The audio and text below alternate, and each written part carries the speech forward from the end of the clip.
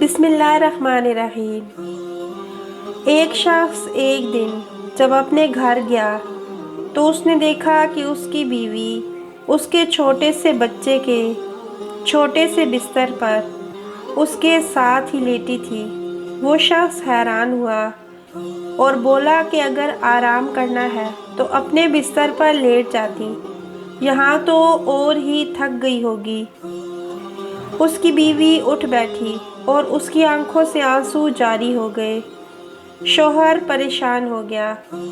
बीवी के पूछने पर बताया कि सुबह वो कुछ इमदाद देने किसी यतीम खाने गई थी।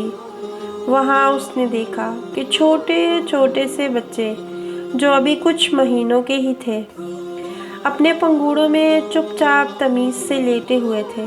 वो बहुत खुश हुई और वहाँ मौजूद निगरान खातून से पूछा कि आपने इन छोटे छोटे से बच्चों की इतनी शानदार तरबियत कैसे की?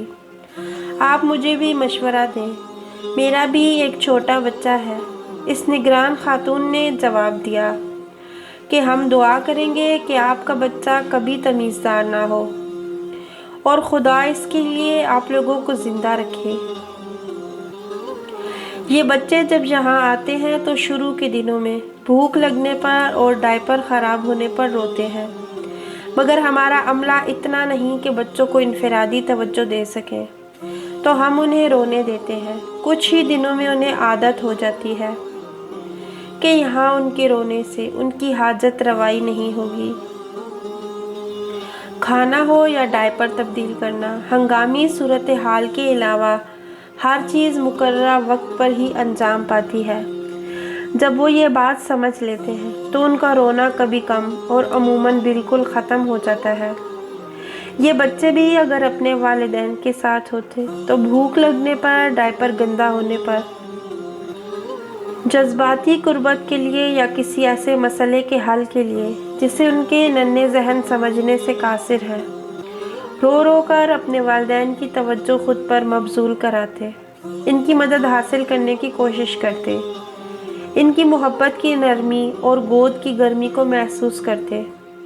मगर क्योंकि ऐसा नहीं है और हम खुद बहुत मजबूर हैं, तो हम उन्हें रोने देते हैं। कुछ दिन बाद ये खुद ही थक कर चुप हो जाते हैं। और इसीलिए जब से वो औरत वहाँ से आई थी, अपने बच्चे के साथ लगी बैठी थी। अल्लाह ताला हर औलाद पर उसके वालिदैन का साया सलामत रखे। आमीन सुम्मा आमीन। आपको वीडियो पसंद आई हो तो लाइक कीजिएगा और मज़ीद ऐसी अच्छी वीडियोस के लिए हमारे चैनल को सब्सक्राइब कीजिएगा। जज़ाकुमुल्लाहु खैरन कसीरा।